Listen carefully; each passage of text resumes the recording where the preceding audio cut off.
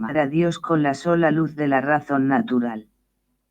El Concilio Vaticano, 1869 a 1870, bajo Pío IX, 1846 a 1870, declaró: si alguno dijere que Dios vivo y verdadero, Creador y Señor nuestro, no puede ser conocido con certeza por la luz natural de la razón humana por medio de las cosas que han sido hechas, sea anatema.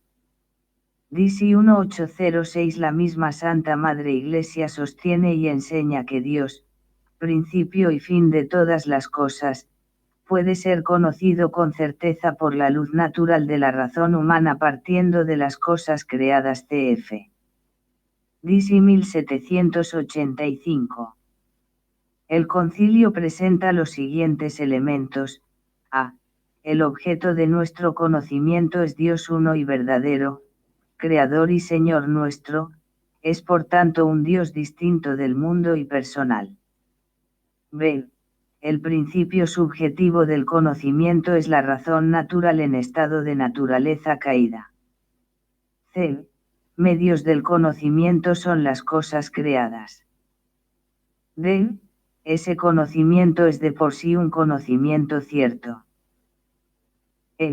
Y es posible, aunque no constituya el único camino para llegar a conocer a Dios. Pruebas de la Escritura. A. Pues de la grandeza y hermosura de las criaturas, por razonamiento se llega a conocer al Creador de estas. SAP 1319,15. B. Porque desde la creación del mundo, lo invisible de Dios, su eterno poder y su divinidad son conocidos mediante las criaturas, de manera que ellos son inexcusables. Rom. 1, 20. La idea de Dios no es innata en nosotros, pero sí tenemos la capacidad para conocerle con facilidad, y en cierto modo espontáneamente, por medio de sus obras. 2. La existencia de Dios como objeto de fe. La existencia de Dios no solo es objeto del conocimiento de la razón natural, sino también objeto de la fe sobrenatural.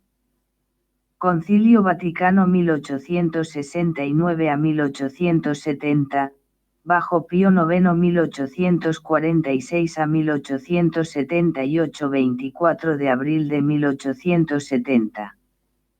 La Santa Iglesia Católica, Apostólica y Romana cree y confiesa que existe un solo Dios verdadero. DC 1782.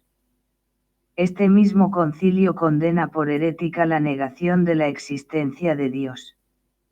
DC 1801. Si alguno negase que solo Dios es verdadero Creador y Señor de las cosas visibles e invisibles, sea anatema. Pruebas de la Escritura. La fe en la Escritura de Dios es condición indispensable para salvarse.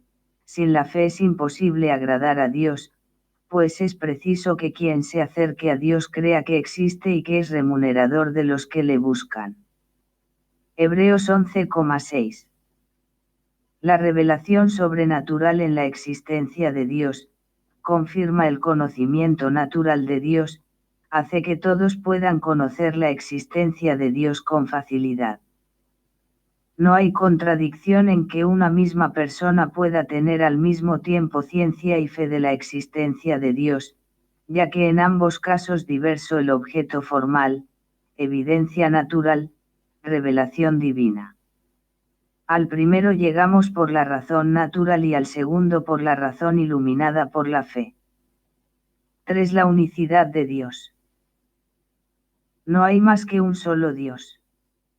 Concilio 4 de Letrán 1215, bajo Inocencio III 1198 a 1216. Firmemente creemos y simplemente confesamos que uno solo es Dios.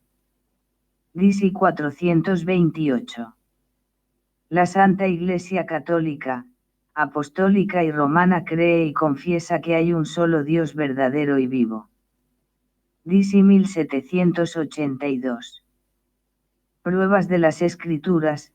Oye, Israel, Yahvé es nuestro Dios, solo Yahvé. 16,4. Sabemos que el ídolo no es nada en el mundo y que no hay más Dios que uno solo. 1 Sioar 8,4. Act. 14, 14, 17,23, RM 3,39, F. 4,6, 1 Tim. 1, 17, 2, 5. Los santos padres prueba la unicidad de Dios por su perfección absoluta y por la unidad del orden del mundo. Dice Tertuliano, el ser supremo y más excelente tiene que existir él solo y no tener igual a él, porque si no, cesaría de ser supremo. Y como Dios es el ser supremo, con razón dijo nuestra verdad cristiana, si Dios no es uno solo, no hay ninguno. Santo Tomás deduce especulativamente la unicidad de Dios de su simplicidad, de la infinitud de sus perfecciones y de la unidad del universo. STH 11.3. La historia comparada de las religiones nos enseña que la evolución religiosa de la humanidad no pasó del politeísmo al monoteísmo, sino al contrario, del monoteísmo al politeísmo. Rom. 1.18. Se oponen a este dogma básico del cristianismo el politeísmo de los paganos y el dualismo gnóstico maniqueo que suponía la existencia de dos principios.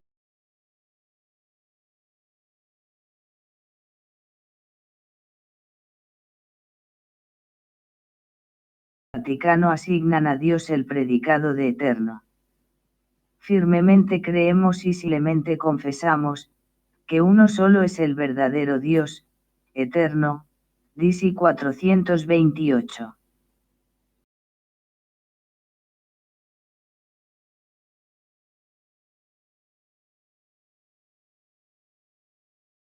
Eterno, inmenso, incomprensible, infinito en su entendimiento y voluntad y en toda perfección. DC 1782. El dogma dice que Dios posee el ser divino sin principio ni fin, sin sucesión alguna, en una hora permanente e indiviso. Pruebas de las Escrituras, PS, 89,2.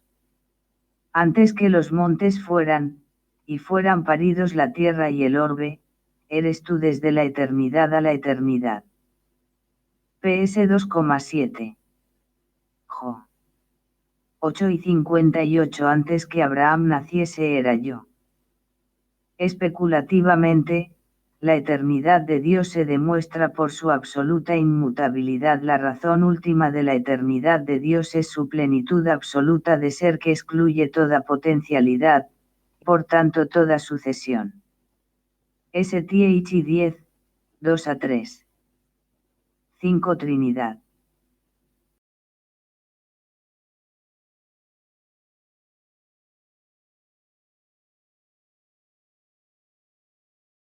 Numéricamente la misma. Concilio 4 de Letrán 1215 bajo Inocente III 1198 a 1216. Firmemente creemos y simplemente confesamos, que uno solo es el verdadero Dios, eterno, inmenso e inconmutable, incomprensible, omnipotente e inefable, Padre, Hijo y Espíritu Santo, tres personas ciertamente, pero una sola esencia, sustancia o naturaleza absolutamente simple. El Padre no viene de nadie, el Hijo del Padre solo, y el Espíritu Santo a la vez de uno y de otro, sin comienzo, siempre y sin fin. DC 428. El dogma trinitario es declarado por este concilio, pero el concilio de Florencia presentó un compendio de esta doctrina que puede considerarse como la meta final de la evolución del dogma. Concilio de Florencia 1438 a 1445. Eugenio 4431 a 1447. Por razón de esta unidad, el Padre está todo en el Hijo, todo en el Espíritu Santo, el Hijo está todo en el Padre, todo en el Espíritu Santo, el Espíritu Santo está todo en el Padre, todo en el Hijo. Ninguno precede a otro en eternidad, o le excede en grandeza, o le sobrepuja en potestad. DC 704. Sagradas Escrituras, en el Antiguo Testamento es velada la alusión al misterio trinitario Gen 1, 26. Hagamos al hombre. PS 2. 7.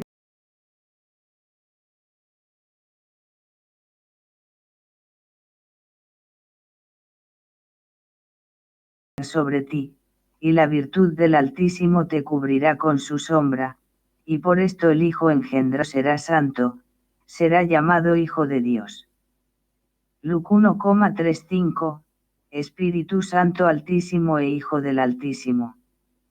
Vio al Espíritu de Dios descender como paloma y venir sobre él, mientras una voz del cielo decía, Este es mi Hijo amado en quien tengo mis complacencias. Mt 3, 16 ss.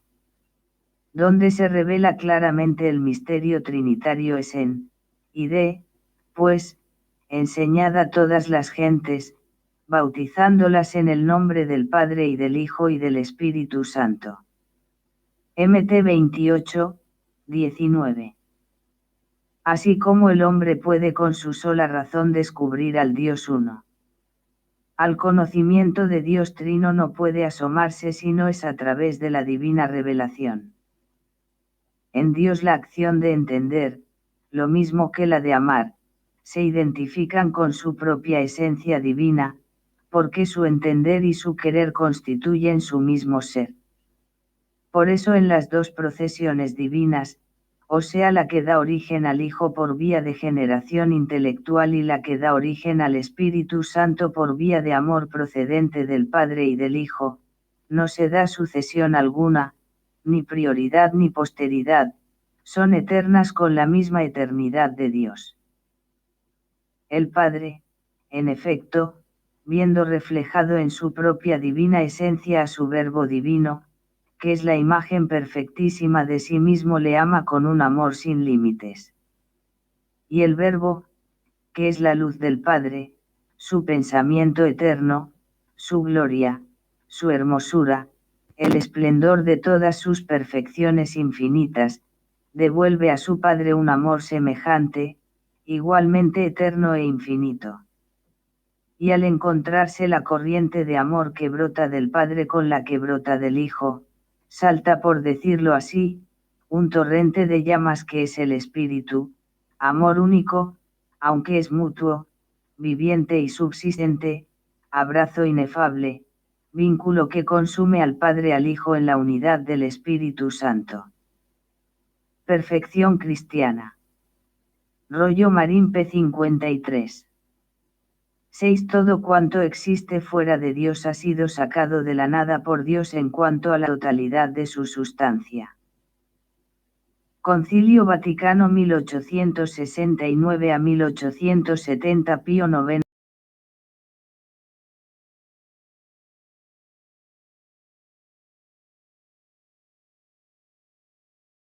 De Pedro, que este solo verdadero Dios, creó de la nada a una y otra criatura, la espiritual y la corporal, esto es, la angélica y la mundana, y luego la humana, como común, constituida de espíritu y cuerpo. DC 1783. Concilio de Letrán 1215, creador de todas las cosas, de las visibles y de las invisibles, espirituales y corporales, que por su omnipotente virtud a la vez desde el principio del tiempo creó de la nada a una y otra criatura. DC 428. Pruebas de la Sagrada Escritura. Al principio creó Dios el cielo y la tierra. Gen 1, te suplico, hijo mío, que mires al cielo y a la tierra, y veas cuánto hay en ellos, y entiendas que de la nada lo hizo todo Dios. Mac 7, 28. Por la fe conocemos que los mundos han sido dispuestos por la palabra de Dios, de suerte que de lo invisible ha tenido origen lo visible. Heb 11:3. La creación del mundo de la nada no solo es una verdad fundamental de la revelación cristiana, sino que al mismo tiempo llega a alcanzarla la razón con solas sus fuerzas naturales basándose en los argumentos cosmológicos y, sobre todo, en el argumento de la contingencia. 7. Carácter temporal del mundo. El mundo tuvo principio en el tiempo. Concilio Vaticano 1869 a 1870. Pío IX 1846 a 1878. Hemos determinado declarar desde esta cátedra de Pedro, desde el principio del tiempo creó de la nada.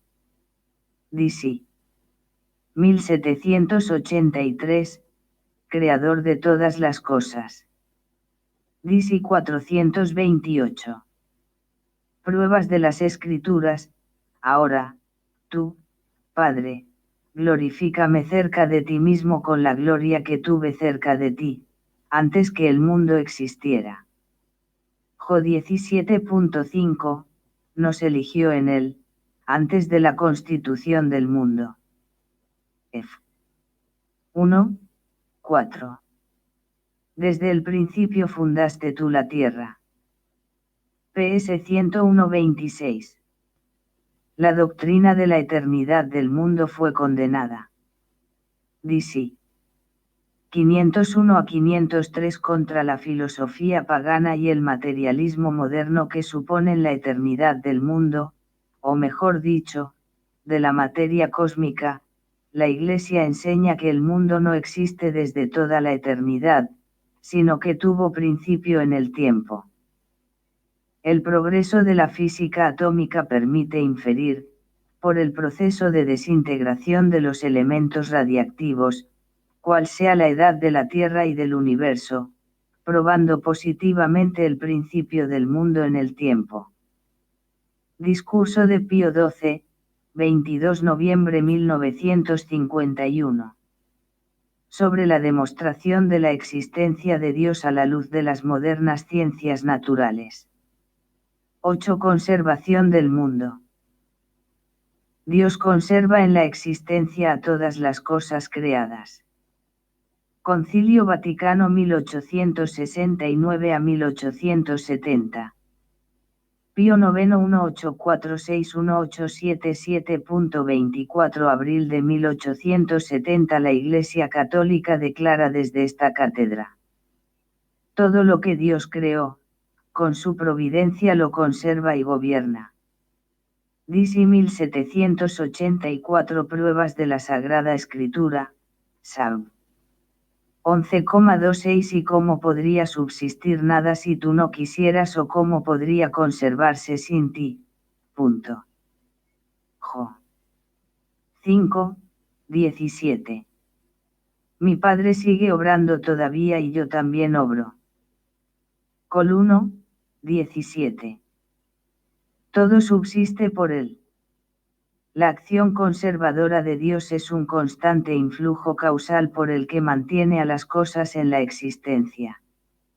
Santo Tomás define la conservación del mundo como continuación de la acción creadora de Dios. Es conforme a la sabiduría y bondad de Dios conservar en la existencia a las criaturas, que son vestigio de las perfecciones divinas y sirven, por tanto, para dar gloria a Dios. 9. El hombre consta de dos partes esenciales, el cuerpo material y el alma espiritual. Concilio 4 de Letrán 1215 Inocencio III 1198 a 1216. La humana, compuesta de espíritu y de cuerpo. D.C. 428 Concilio Vaticano 1869 a 70. Pío IX 1846 a 78. La humana, como común, constituida de cuerpo y alma. Disi 1783. Según la doctrina de la Iglesia, el cuerpo es parte esencialmente constitutiva de la naturaleza humana, y no carga y estorbo como algunos dijeron. Platón, Originistas. Igualmente, para defender el dogma católico contra los que decían que el hombre consta de tres partes esenciales, el cuerpo, el alma animal y el alma espiritual. El Concilio 8 de Constantinopla declaró, que el hombre tiene una sola alma racional e intelectiva. Disi. 338. El alma espiritual es principio de la vida espiritual y al mismo tiempo lo es de la vida animal, vegetativa y sensitiva. Disi 1655. Sagradas Escrituras. El Señor Dios formó al hombre del polvo de la tierra y sopló en su rostro el aliento de vida. Gen 2,7. Antes de que el polvo vuelva a la tierra de donde salió y el espíritu retorne a Dios. Ecl.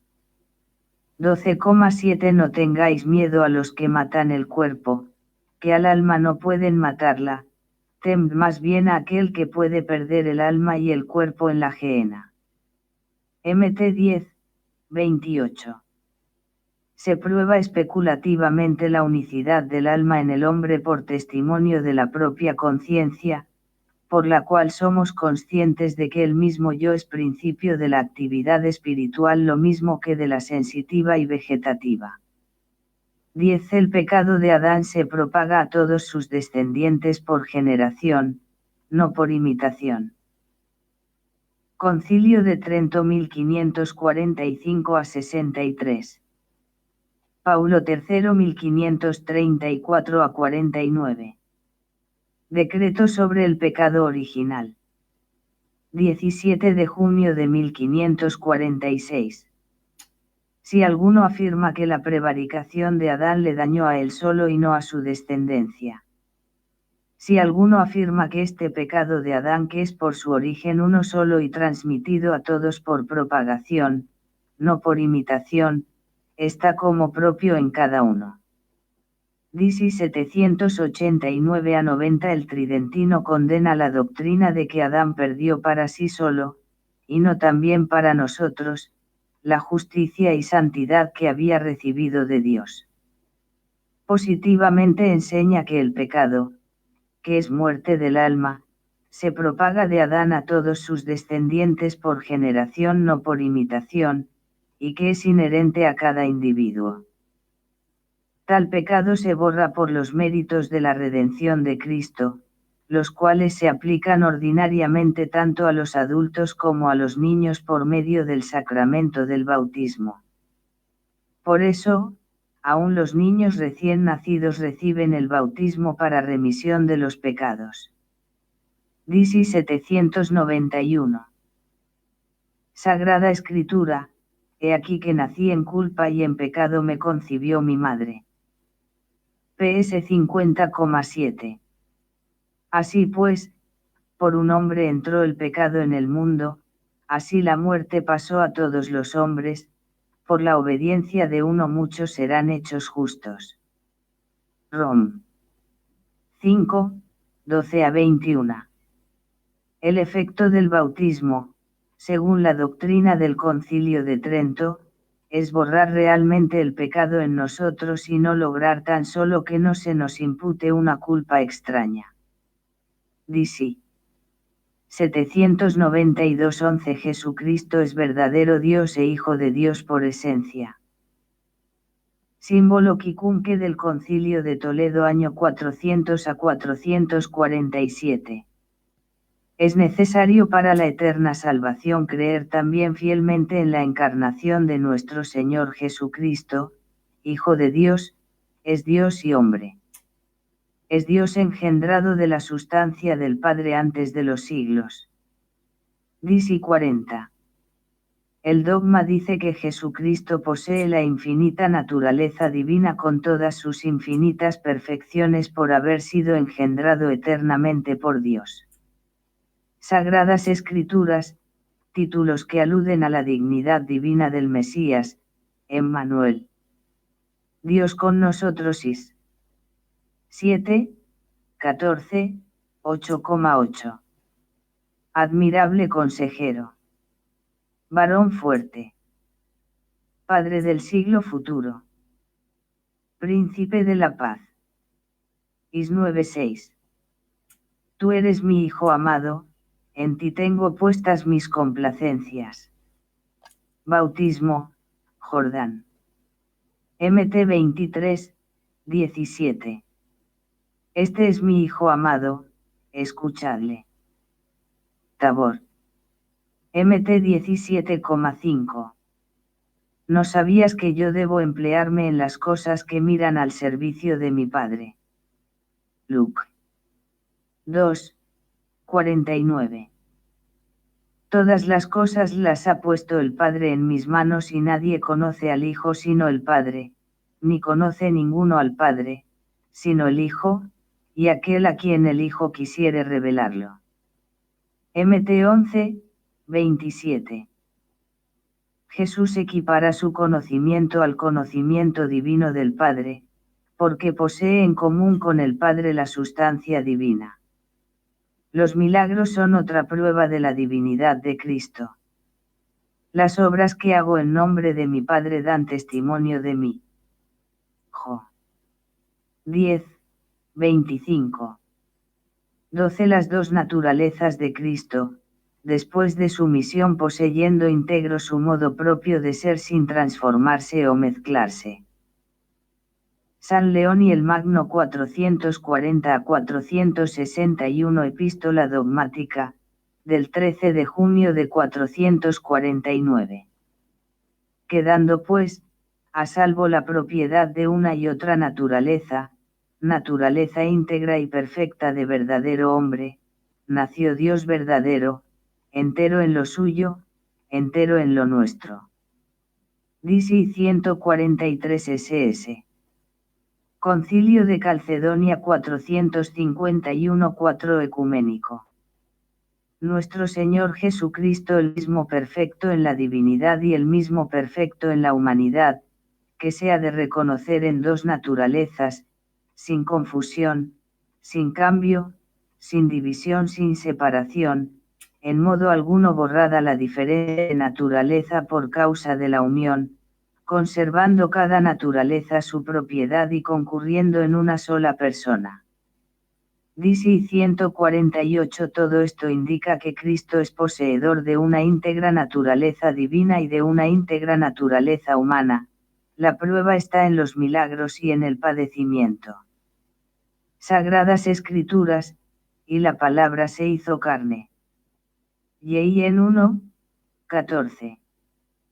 El cual, siendo de condición divina, no retuvo ávidamente el ser igual a Dios, sino que se despojó de sí mismo tomando condición de siervo, haciéndose semejante a los hombres y apareciendo en su porte como hombre. Fil. 2, 6 a 7. 13. Cada una de las dos naturalezas en Cristo posee una propia voluntad física y una propia operación física.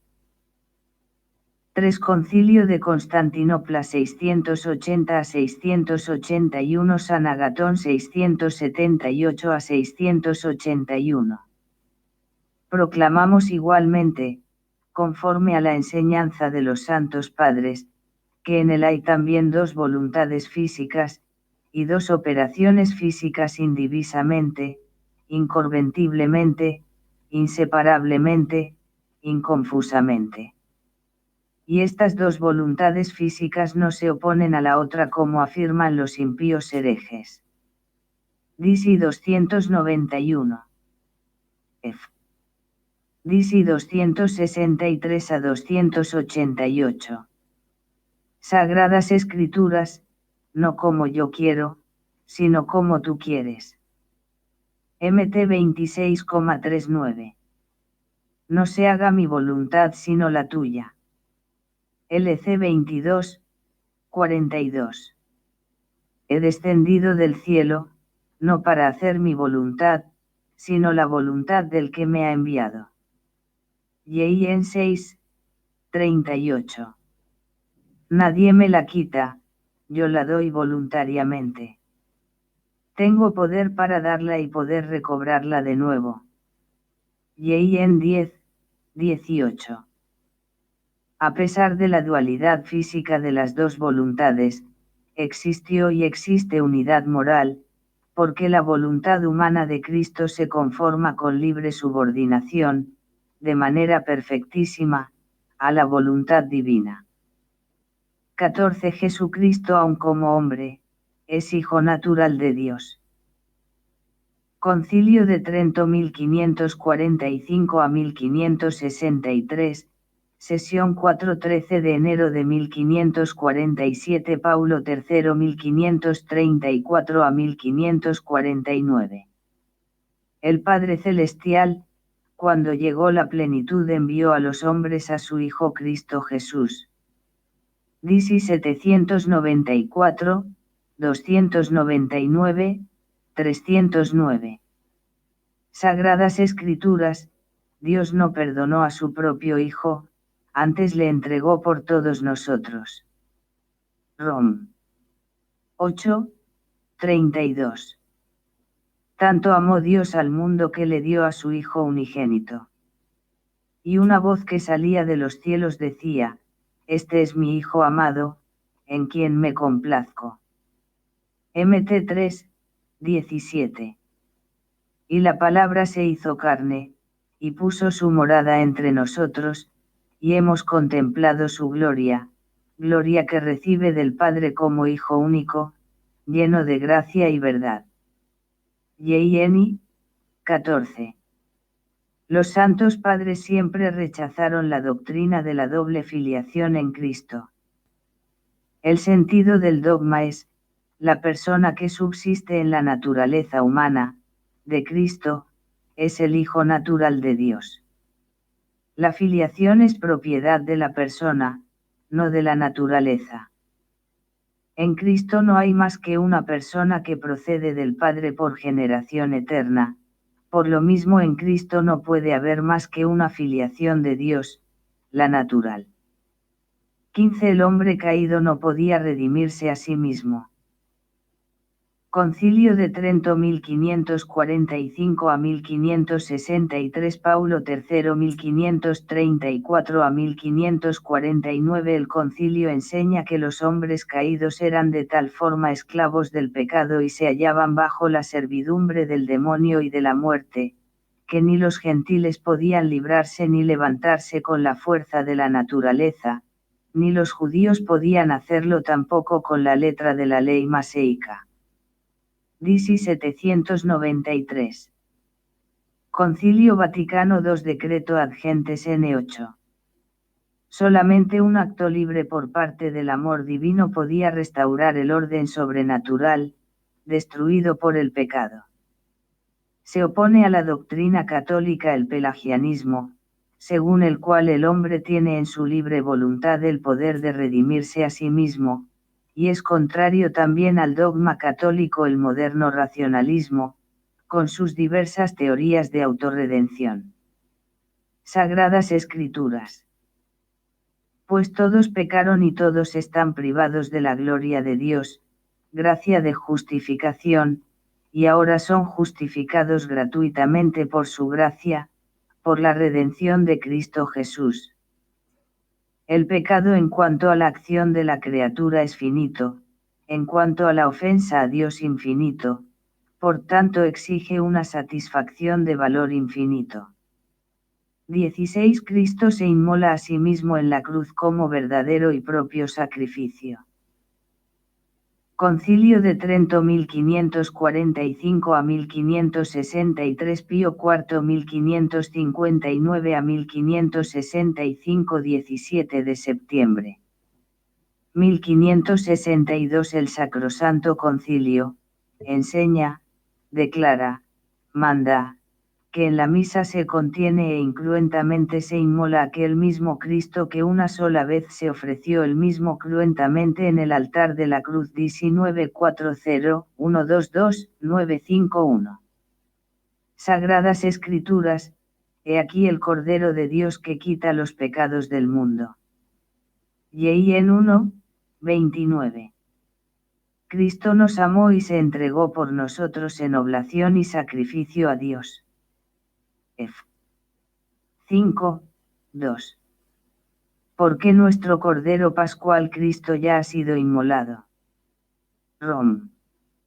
3:25. Cristo se ofreció una vez como sacrificio para quitar los pecados del mundo. Heb. 9:28. El adversario de este dogma es el racionalismo. DC 2038. Cristo, cuando instituyó la Sagrada Eucaristía, recordó el sacrificio de su muerte. Este es mi cuerpo que será entregado por vosotros. LC 22:19.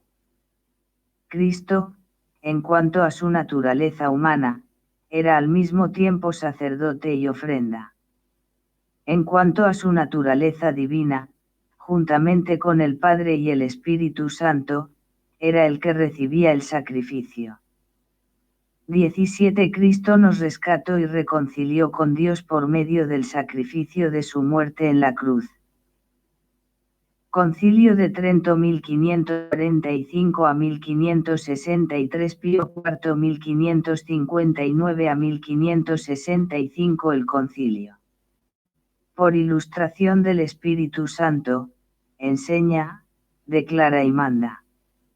Este Dios y Señor nuestro Jesucristo quiso ofrecerse a sí mismo a Dios Padre como sacrificio presentado sobre el ara de la cruz en su muerte, para conseguir para ellos el eterno rescate.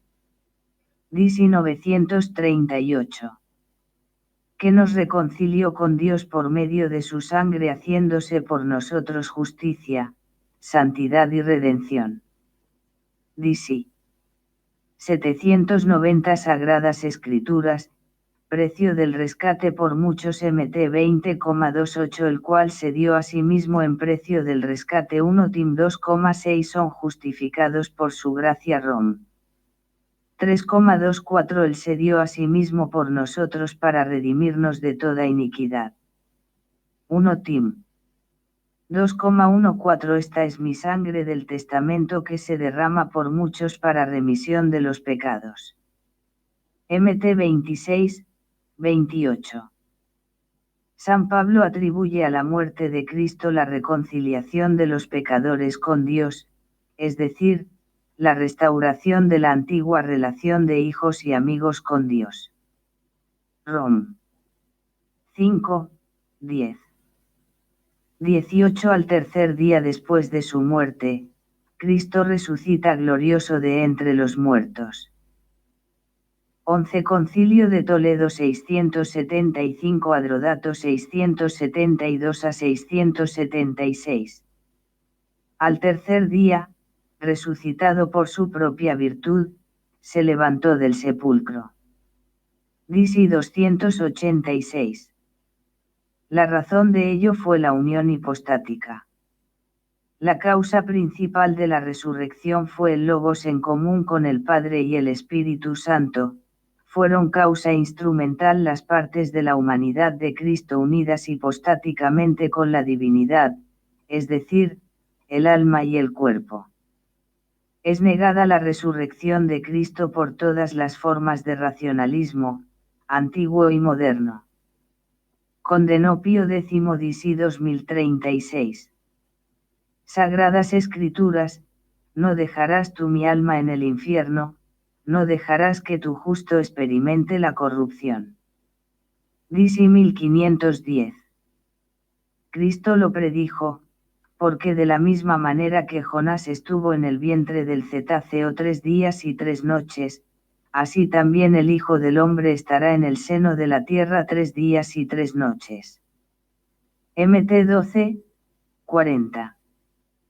Los apóstoles daban testimonio con gran poder de la resurrección del Señor Jesús. Hechos 4:33.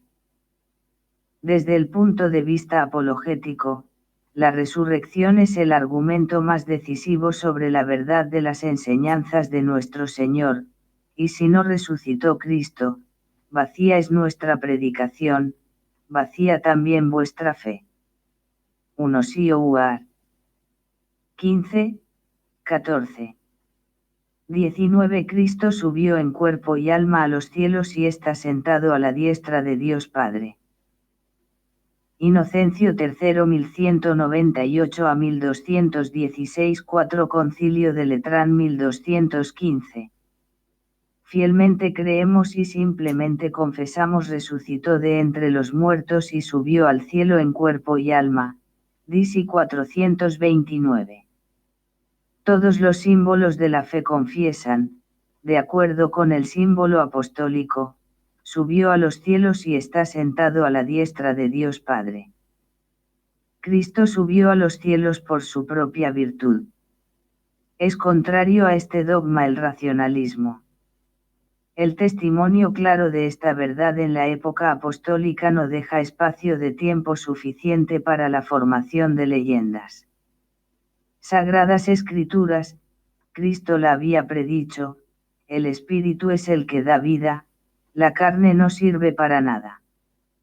Las palabras que os he dicho son espíritu y son vida. Y en 6,63, 14,2, 16,28.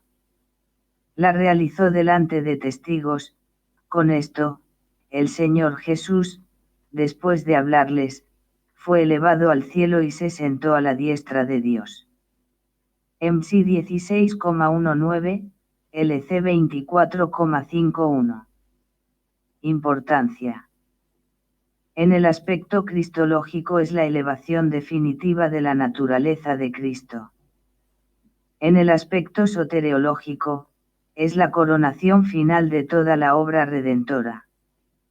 20 La Iglesia fue fundada por el Dios hombre, Jesucristo. Pío IX 1846 a 1878 Concilio Vaticano, 1869 a 1870. 24 de abril de 1870 18 julio 1870 Constitución dogmática sobre la Iglesia. Hemos determinado proclamar y declarar desde esta cátedra de Pedro, el pastor eterno y guardián de nuestras almas para convertir en perenne la obra saludable de la redención, decretó edificar la Santa Iglesia en la que, como en casa del Dios vivo, todos los fieles estuvieran unidos por el vínculo de la fe y caridad.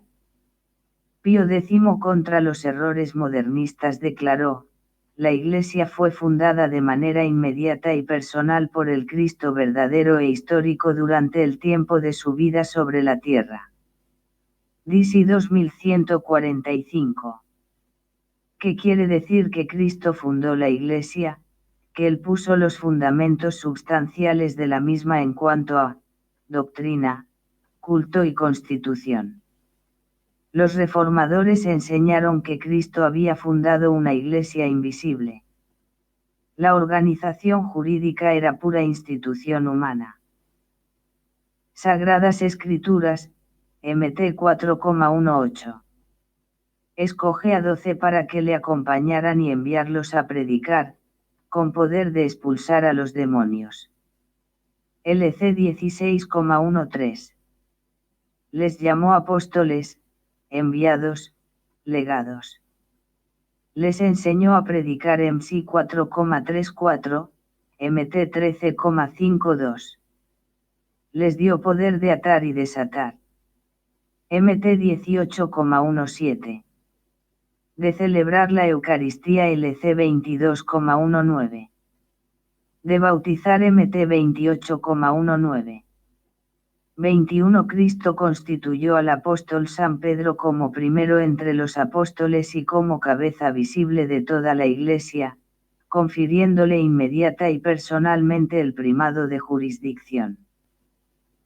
Concilio de Florencia 1438 a 1445 Eugenio 4431 a 1447 de la Bula Laetentur Coeli, 6 de julio de 1439. Definimos que por todos los cristianos sea creída y recibida esta verdad de fe, que la sede apostólica y el romano pontífice tiene el primado sobre todo el orbe y que el mismo romano pontífice es el sucesor del bienaventurado Pedro. Disi 694. El Concilio Vaticano 1869 a 1870. Constitución dogmática sobre la Iglesia de Cristo. Si alguno dijere que el bienaventurado Pedro apóstol no fue constituido por Cristo Señor, príncipe de todos los apóstoles y cabeza visible de toda la Iglesia, sea anatema. Disi 1823. Sagradas Escrituras. Mt 16, 17 a 19 Bienaventurado, tú Simón, y yo te digo a ti, que tú eres Pedro igual a Cefas, y sobre esta roca edificaré yo mi iglesia y las puertas del infierno no prevalecerán contra ella, yo te daré las llaves del reino de los cielos, y cuanto atares en la tierra. Y en 21, 15 a 17 apacienta mis corderos. Después de la ascensión, Pedro ejerció su primado, dispone la elección de Matías, Hechos 1, 15, uno de aquellos días Pedro se puso en pie en medio de los hermanos. Primado significa preeminencia y primado de jurisdicción consiste en la posesión de la plena y suprema autoridad legislativa, judicial y punitiva. La cabeza invisible de la Iglesia es Cristo, pero el sucesor de Pedro hace las veces de Cristo en el gobierno exterior de la Iglesia militante y es por tanto, vicario de Cristo en la tierra. 22 El Papa posee la plena y suprema potestad de jurisdicción sobre toda la Iglesia no solamente en cosas de fe y costumbres, sino también en la disciplina y gobierno de la Iglesia. Concilio Vaticano 1869 a 1870 Pío IX 1846 a 1878. Si alguno dijere que el romano pontífice tiene solo deber de inspección y dirección, pero no plena y suprema potestad de jurisdicción sobre la Iglesia universal, no solo en las materias que pertenecen a la fe y a las costumbres, sino también en las de régimen y disciplina de la Iglesia, sea anatema. Disi 1831. Cf. Disi 1827. Conforme a esta declaración la potestad del Papa es, 1. De jurisdicción, verdadero poder de gobierno que es potestad, legislativa jurídica, litigiosa, coercitiva 2. Universal, se extiende a todos los pastores y fieles de la Iglesia. En materia de enseñanza y gobierno. 3. Suprema, ningún otro sujeto posee el poder en igual o mayor grado. Por esto la colectividad de todos los obispos no está encima del Papa. 4. Plena, el Papa puede resolver por sí mismo cualquier asunto que caiga dentro de la jurisdicción eclesiástica sin requerir de los obispos ni de toda la Iglesia. 5. Ordinaria, va ligada con su oficio en virtud de una ordenación divina y no ha sido delegada por nadie superior en jurisdicción. 6. Episcopal. El Papa es al mismo tiempo obispo universal de toda la Iglesia y de la diócesis de Roma. 7. Inmediata, puede ejercer sin instancia previa sobre los obispos y los fieles. Por este poder del Papa de tratar libremente con todos los obispos y fieles de la Iglesia, se condena toda ordenación del poder civil que subordinan la comunicación oficial con la Santa Sede a un control civil y hacen depender la obligatoriedad de las disposiciones pontificias a un visto bueno de las autoridades civiles. DC 1829. 23. El Papa es infalible siempre que habla ex cátedra. Concilio Vaticano 1869 a 1870. Pío IX 1846 a 1878. Sesión 4, 18 de julio de 1870. Enseñamos y definimos ser dogma divinamente revelado. Que el romano pontífice, cuando habla ex cátedra, esto es, cuando cumpliendo su cargo de pastor y doctor de todos los cristianos, define por su suprema autoridad apostólica que una doctrina sobre la fe y costumbres debe ser sostenida por la Iglesia universal, por la asistencia divina que le fue prometida en la persona de Pedro, goza de aquella infalibilidad de que el Redentor divino quiso que estuviera provista su Iglesia en la definición sobre materia de fe y costumbres. Y por tanto, las definiciones del obispo de Roma son irreformables por sí mismas y no por razón del consentimiento de la Iglesia. DC 1839, DC 466 a 694. Para comprender este dogma conviene tener presente: 1. Sujeto de la infalibilidad es todo papa legítimo, en su calidad de sucesor de Pedro, y no otras personas u organismos a quienes el Papa confiere parte de su autoridad magisterial. Ejemplo: congregaciones pontificias. 2. Objeto de la infalibilidad son las verdades de fe y costumbres, reveladas o en íntima conexión con la revelación divina. 3.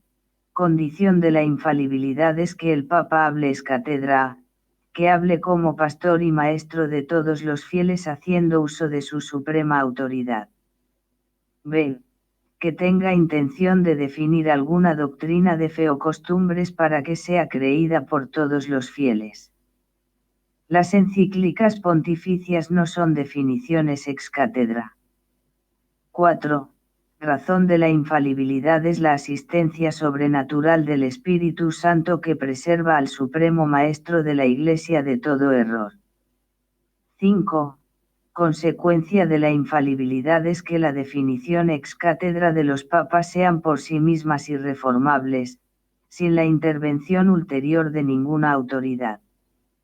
Sagradas Escrituras, MT 16 a 18. A ti te daré las llaves del reino de J.I.M. 21, 15 a 17. Apacienta mis ovejas.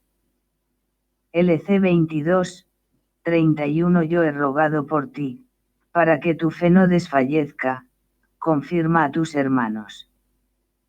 Para poder cumplir con la función de mandar eficazmente, es necesario que los papas gocen de infalibilidad en materia de fe y costumbres. 24. La Iglesia es infalible cuando define en materia de fe y costumbres. Pío IX 1846 a 1878. Concilio Vaticano 1869 a 1870. El romano pontífice cuando habla ex cátedra, posee aquella infalibilidad que el divino Salvador quiso que estuviera dotada su Iglesia cuando definiera algo en materia de fe y costumbres. DC 1839. El Concilio Vaticano, en la definición de la infalibilidad pontificia, presupone la infalibilidad de la Iglesia. Son contrarios a este dogma, los que al rechazar la jerarquía, Papa, rechazan también el magisterio autoritativo de la Iglesia.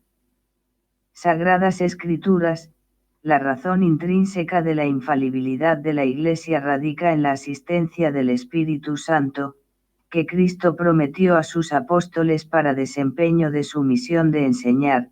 Y en 14,16 yo rezaré al Padre, y os daré otro abogado, que estará con vosotros para siempre, el Espíritu de verdad. Cristo exige obediencia absoluta a la fe, y hace depender de esta la salvación eterna. MC 16,16 El que creyere se salvará, y el que no creyere se condenará.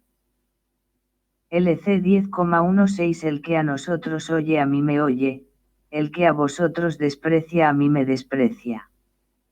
Los apóstoles y sus sucesores, la Iglesia, se hallan libre del peligro de errar al predicar la fe. DC 1793 a 1798. Los sujetos de la infalibilidad. 1. El Papa cuando habla ex cátedra. 2. El episcopado en pleno, con el Papa cabeza del episcopado. Es infalible cuando, reunido en concilio universal, o disperso por el orbe de la tierra, enseña y propone una verdad de fe o costumbres para que todos los fieles la sostengan. Cada obispo en particular no es infalible al anunciar la verdad revelada y in historia cayó en error y herejía. Pero cada obispo, en su diócesis por razón de su cargo, es maestro autorizado de la verdad revelada mientras esté en comunión con la sede apostólica y profese la doctrina universal de la Iglesia. Cristo está presente en el sacramento del altar por transustanciarse toda la sustancia de pan en su cuerpo y toda la sustancia de vino en su sangre. Julio 3 1550 a 1555 Concilio de Trento 1545 a 1563. Si alguno dijere que en el sacrosanto sacramento de la Eucaristía permanece la sustancia de pan y de vino, juntamente con el cuerpo y la sangre de NSJC, y negare, aquella maravillosa y singular conversión de toda la sustancia del pan en el cuerpo y de toda la sustancia del vino en la sangre, permaneciendo solo las especies de pan y vino, conversión que la Iglesia Católica aptísimamente llama transubstanciación, se anatema. DC 884 a 877. Transubstanciación iguala es una conversión en sentido pasivo, es el tránsito de una cosa a otra. Cesan las sustancias del pan y el vino porque suceden en su lugar el cuerpo y la sangre de Cristo. La transubstanciación es una conversión milagrosa y singular, distinta de las conversiones naturales. Porque en ella tanto la materia como la forma del pan y del vino es la que se convierte, solo los accidentes permanecen sin cambiar, seguimos viendo el pan y el vino pero substancialmente ya no lo son, porque en ellos está realmente el cuerpo, sangre, alma y divinidad de Cristo. Sagradas Escrituras, MC 14,22 Tomad este es mi cuerpo. LC 22,19 Tomó el pan, dando gracias lo tomó y lo dio a sus discípulos diciendo, este es mi cuerpo. 25 El bautismo es un verdadero sacramento instituido por Jesucristo. Paulo III 1534 a 1549 Concilio de Trento 1545 a 1563. Si alguno dijere que los sacramentos de la nueva ley no fueron instituidos todos por Jesucristo a saber, bautismo, confirmación, etc. que alguno de estos no es verdadera y propiamente sacramento, sea anatema. Sagradas Escrituras, Cristo explica a Nicodemo la esencia y necesidad del bautismo. Y en 3,5. El que no nace del agua y del Espíritu no puede entrar en el reino de Dios. Antes de subir a los cielos ordenó a sus apóstoles que bautizaran a todas las gentes. MT 28,19 Me ha sido dado todo poder en el cielo y en la tierra, y pues, enseñad a todas las gentes, bautizándolas en el nombre del Padre, del Hijo y del Espíritu Santo. San Buenaventura, el bautismo fue instituido en cuanto a su materia, cuando Cristo se hizo bautizar, en cuanto a su forma, cuando el Señor resucitó y nos las dio, MT 28,19, en cuanto a su efecto, cuando Jesús padeció, por la pasión de Cristo el bautismo recibe toda su virtud, y a su fin, cuando predijo su necesidad y sus ventajas. Respondió Jesús, en verdad te digo, el que no nazca de agua y de espíritu no puede entrar en el reino de Dios. Y en 3,5. El bautismo de agua se puede sustituir, en caso de necesidad, por el bautismo de deseo, el de sangre. 26. La confirmación es verdadero y propio sacramento. Paulo III 1534 a 1549 Concilio de Trento 1545 a 1563 Si alguno dijere que la confirmación de los bautizados es ceremonia ociosa y no más bien verdadero y propio sacramento, sea anatema. Disi 871. Dice Santo Tomás, este sacramento concede a los bautizados la fortaleza del Espíritu, para que se consoliden interiormente en su vida sobrenatural y confiesen exteriormente con valentía su fe en Jesucristo. Sagradas Escrituras, Jesús promete enviar al Espíritu y se cumple el día de Pentecostés. Quedaron todos llenos del Espíritu Santo. Hechos 2:4. Pedro y Juan son enviados a Samaria para que recibieran al Espíritu Santo pues aún no había venido sobre ninguno de ellos. Hechos 8:14. Imponiéndoles Pablo las manos, descendió sobre ellos el Espíritu Santo. Hechos 19,6. Los apóstoles eran conscientes de que efectuaban un rito sacramental, consistente en la imposición de las manos y la oración, que tenía como efecto la comunicación del Espíritu Santo. 27. La Iglesia ha recibido de Cristo la potestad de perdonar los pecados cometidos después del bautismo. Julio 3 1550 a 1565 Concilio de Trento 1545 a 63, fue comunicada a los apóstoles y a sus legítimos sucesores la potestad de perdonar y de retener los pecados para reconciliar a los fieles caídos después del bautismo. Con 3 Disi 894. Sagradas Escrituras, MT 16, 19 Yo te daré las llaves del reino de los cielos. El poseedor de las llaves del reino de los cielos tiene la plena potestad para admitir o excluir a cualquiera de este reino. Y en 20,21. A quien perdonareis los pecados, les serán perdonados, a quienes se los retuviereis, les serán retenidos. Así como Jesús había perdonado los pecados durante su vida terrena, MT 9, 2, MC 2,5, LC 5,20, así también ahora hace partícipe a sus apóstoles de ese poder de perdonar. Las palabras de Jesucristo se refieren al perdón real de los pecados por el sacramento de la penitencia. Disi 913. El poder de perdonar no fue concedido a los apóstoles como carisma personal sino a la Iglesia como institución permanente, para pasarlo a los sucesores de los apóstoles. 28. La confesión sacramental de los pecados está prescrita por derecho divino y es necesaria para la salvación.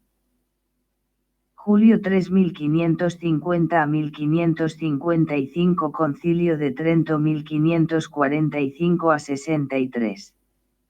Si alguno difiere que la confesión sacramental o que no fue instituida o no es necesaria para la salvación por derecho divino, o difiere que el modo de confesarse secretamente con solo el sacerdote, que la Iglesia Católica observó siempre desde el principio y sigue observando, es ajeno a la institución y mandato de Cristo, y una intervención humana, sea anatema. Disi 916. Los reformadores, negaron que la confesión particular de los pecados fuera de institución divina y necesaria para la salvación. Sagradas Escrituras, no se expresa directamente la institución divina de la confesión particular, pero sí se deduce, la potestad para retener o perdonar no se puede ejercer debidamente si el que posee tal poder no conoce la culpa y la disposición del penitente. Para ello es necesario que el penitente se acuse. El Papa León Magno contra los abusos de la confesión pública declaró: basta indicar la culpa de la conciencia a solas los sacerdotes mediante una confesión secreta. DC 145. 29. La Eucaristía es verdadero sacramento instituido por Cristo. Paulo 111 1534 a 1549 Concilio de Trento 1545 a 1563. Si alguno dijere que los sacramentos de la nueva ley no fueron instituidos todos por Jesucristo, que son 7, bautismo, Eucaristía, y que alguno de estos no es verdadero y propiamente sacramento, sea anatema. Sagradas Escrituras, el hecho de que Cristo instituyó la Eucaristía se ve en sus palabras: haced esto en memoria mía. Luc 22,19. En ella se cumplen todas las notas esenciales de la definición de sacramento, la materia, el pan y el vino. La forma, las palabras de la consagración. La gracia interna indicada y producida por el signo es la unión con Cristo y la vida eterna. Uno: quien come mi carne y bebe mi sangre permanece en mí y yo en él. J.I.N. 6,56. 2. El que come mi carne y bebe mi sangre tiene la vida eterna. J.I.N. 6,54. 30. La unción de los enfermos es verdadero y propio sacramento instituido por Cristo. Julio 3 1550 a 1555 Concilio de Trento 1545 a 1563. Si alguno dijere que la extremaunción no es verdadera y propiamente sacramento instituido por Cristo nuestro Señor y promulgado por el bienaventurado Santiago Apóstol, sino solo un rito aceptado por los padres, o una invención humana, sea anatema. DC 926. Pío X condenó la sentencia modernista que pretende que el apóstol Santiago pretendió en su carta recomendar una práctica piadosa. DC 2048. Sagradas Escrituras. MC 6,13 expulsaban a muchos demonios, y ungían con aceite a muchos enfermos y los curaban. Santiago 5, 14. ¿Está alguno enfermo entre nosotros ungiéndole con óleo en nombre del Señor? Este pasaje expresa las notas esenciales del sacramento. 1. Signo exterior de la gracia, óleo, materia, oración de los presbíteros, forma. 2. Efecto interior de la gracia expresado en el perdón de los pecados. 3. La institución por Cristo, en el nombre del Señor por encargo y autoridad del Señor cf. 5 y 10. 31. El orden es un verdadero y propio sacramento instituido por Cristo. Pío IV 1559 a 1565 Concilio de Trento 1545 a 1563. Si alguno dijere que en el Nuevo Testamento no existe un sacerdocio visible y externo, o que no se da potestad alguna de consagrar y ofrecer el verdadero cuerpo y sangre del Señor y de perdonar los pecados, sino solo el deber y mero ministerio de predicar el Evangelio, sea anatema. DC 961. Como se ve, existe en la Iglesia un sacerdocio visible y externo. Si alguno dijere que en la Iglesia católica no existe una jerarquía, instituida por ordenación divina, que consta de obispos, presbíteros y ministros, sea anatema. DC 966. Y una jerarquía instituida por ordenación divina. Sagradas Escrituras. Hechos 6, los cuales, 7 varones, fueron presentados a los apóstoles, quienes orando les impusieron las manos. Institución de los diáconos. Hechos 14, 22 les constituyeron presbíteros en cada iglesia por la imposición de las manos. 32 Sacramentalidad del matrimonio. El matrimonio es verdadero y propio sacramento instituido por Cristo. Concilio de Trento 1545 a 1563, Pío IV 1559 a 1565. Si alguno dijere que el matrimonio no es verdadera y propiamente uno de los 7 sacramentos de la ley del Evangelio, e instituido por Cristo Señor, sino inventado por los hombres en la Iglesia, y que no confiere la gracia, sea anatema. Disi 971 Sagradas Escrituras, MT 19,6. Así, pues, ya no son 2, sino una sola carne. Gen 2, 23. Por lo cual, abandonará el hombre a su padre y a su madre, y se juntará a su mujer y serán 2 en una sola carne. MC 10,9. Lo que Dios unió el hombre no lo separe. F. 5,32 Este sacramento grande es, pero en Cristo y en la Iglesia. El matrimonio, como institución natural, es de origen divino. Dios creó a los hombres varón y hembra, Gen 1,27, y depositó en la misma naturaleza humana el instinto de procreación. Dios bendijo a la primera pareja y les mandó que se multiplicaran, procread y multiplicaos y henchid la tierra. Gen 1,28. Cristo restauró el matrimonio instituido y bendecido por Dios, haciendo que recobrase su primitivo ideal de unidad e indisolubilidad y elevándolo a la dignidad de sacramento. Dogmas marianos. La maternidad divina. El dogma de la maternidad divina se refiere a que la Virgen María es verdadera Madre de Dios. Fue solemnemente definido por el Concilio de Efeso, año 431.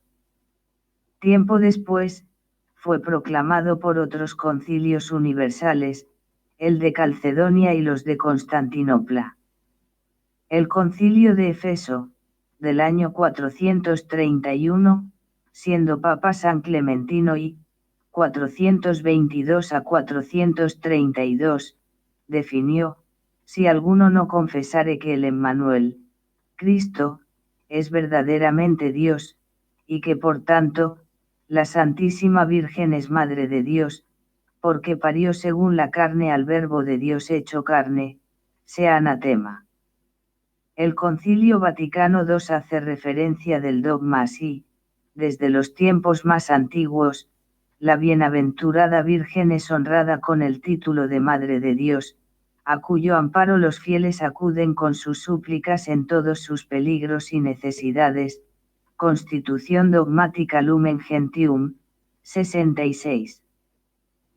La perpetua virginidad. El dogma de la perpetua virginidad se refiere a que María fue virgen antes, durante y perpetuamente después del parto. Ella es la Virgen que concebirá y dará a luz un hijo cuyo nombre será Emmanuel. CFIs 7, 14, Mic.5, 2 a 3, MT 1, 22 a 23, Canst. Dogmática Lumen Gentium, 55, Concilio Vaticano II. La profundización de la fe en la maternidad virginal ha llevado a la Iglesia a confesar la virginidad real y perpetua de María incluso en el parto del Hijo de Dios hecho hombre. En efecto, el nacimiento de Cristo, lejos de disminuir, consagró la integridad virginal de su madre. La liturgia de la Iglesia celebra a María como la Ei Partenos, la siempre Virgen. 499, Catecismo de la Iglesia Católica. La Inmaculada Concepción. El dogma de la Inmaculada Concepción establece que María fue concebida sin mancha de pecado original. El dogma fue proclamado por el Papa Pío IX, el 8 de diciembre de 1854, en la Bula Ineffabilis Deius. Declaramos, pronunciamos y definimos que la doctrina que sostiene que la Santísima Virgen María, en el primer instante de su concepción, fue por singular gracia y privilegio de Dios omnipotente en previsión de los méritos de Cristo Jesús, Salvador del género humano, preservada inmune de toda mancha de culpa original, ha sido revelada por Dios, por tanto, debe ser firme y constantemente creída por todos los fieles. El dogma de la Asunción. El dogma de la Asunción se refiere a que la Madre de Dios, luego de su vida terrena, fue elevada en cuerpo y alma a la gloria celestial. Este dogma fue proclamado por el Papa Pío XII, el 1 de noviembre de 1950, en la Constitución Munificentissimus Deius. Después de elevar a Dios muchas y reiteradas preces y de invocar la luz del Espíritu de la verdad, para gloria de Dios omnipotente, que otorgó a la Virgen María su peculiar benevolencia, para honor de su Hijo, Rey inmortal de los siglos y vencedor del pecado y de la muerte, para aumentar la gloria de la misma augusta Madre y para gozo y alegría de toda la Iglesia, con la autoridad de nuestro Señor Jesucristo, de los bienaventurados apóstoles Pedro y Pablo y con la nuestra. Pronunciamos, declaramos y definimos ser dogma divinamente revelado que la Inmaculada Madre de Dios y siempre Virgen María, terminado el curso de su vida terrenal, fue asunta en cuerpo y alma a la gloria del cielo. Ahora bien, porque es importante que los católicos recordemos y profundicemos en el dogma de la Asunción de la Santísima Virgen María al cielo. El nuevo Catecismo de la Iglesia Católica responde a este interrogante. La Asunción de la Santísima Virgen constituye una participación singular en la resurrección de su Hijo y una anticipación de la resurrección de los demás cristianos. Almohadilla 966.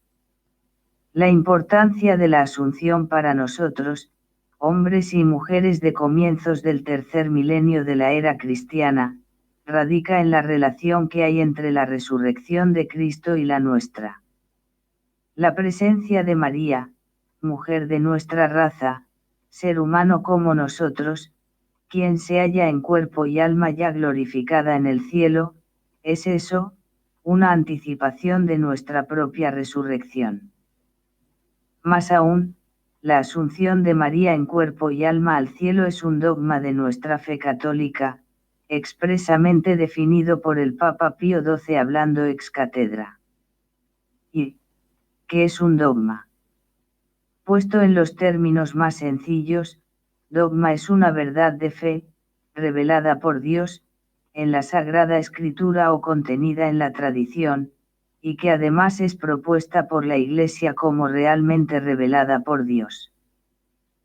En este caso se dice que el Papa habla ex cátedra, es decir, que habla y determina algo en virtud de la autoridad suprema que tiene como vicario de Cristo y cabeza visible de la Iglesia, Maestro Supremo de la Fe, con intención de proponer un asunto como creencia obligatoria de los fieles católicos. El nuevo Catecismo de la Iglesia Católica, almohadilla 966, nos lo explica así, citando a Lumen Gentium 59, que a la vez cita a la bula de la proclamación del dogma.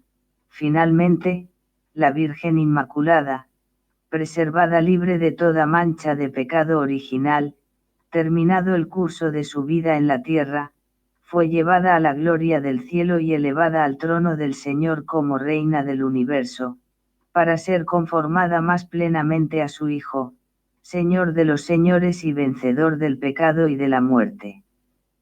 Y el Papa Juan Pablo II, en una de sus catequesis sobre la Asunción, explica esto mismo en los siguientes términos.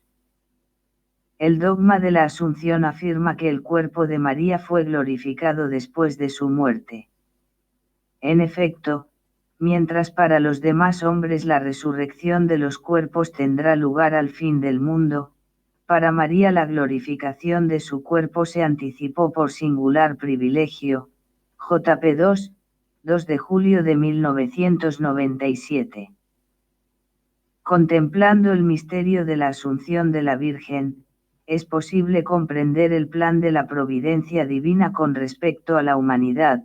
Después de Cristo, Verbo encarnado, María es la primera criatura humana que realiza el ideal escatológico, anticipando la plenitud de la felicidad, prometida a los elegidos mediante la resurrección de los cuerpos. J.P. 2, Audiencia General del 9 de julio de 1997. Continúa el Papa, María Santísima nos muestra el destino final de quienes oyen la palabra de Dios y la cumplen. LC 11, 28. Nos estimula a elevar nuestra mirada a las alturas, donde se encuentra Cristo, sentado a la derecha del Padre, y donde está también la humilde esclava de Nazaret, ya en la gloria celestial. J.P. 2, 15 de agosto de 1997. Los hombres y mujeres de hoy vivimos pendientes del enigma de la muerte. Aunque lo enfoquemos de diversas formas, según la cultura y las creencias que tengamos, aunque lo evadamos en nuestro pensamiento, aunque tratemos de prolongar por todos los medios a nuestro alcance nuestros días en la tierra, todos tenemos una necesidad grande de esa esperanza cierta de inmortalidad contenida en la promesa de Cristo sobre nuestra futura resurrección. Mucho bien haría a muchos cristianos oír y leer más sobre este misterio de la Asunción de María, el cual nos atañe tan directamente. ¿Por qué se ha logrado colar la creencia en el mito pagano de la reencarnación entre nosotros?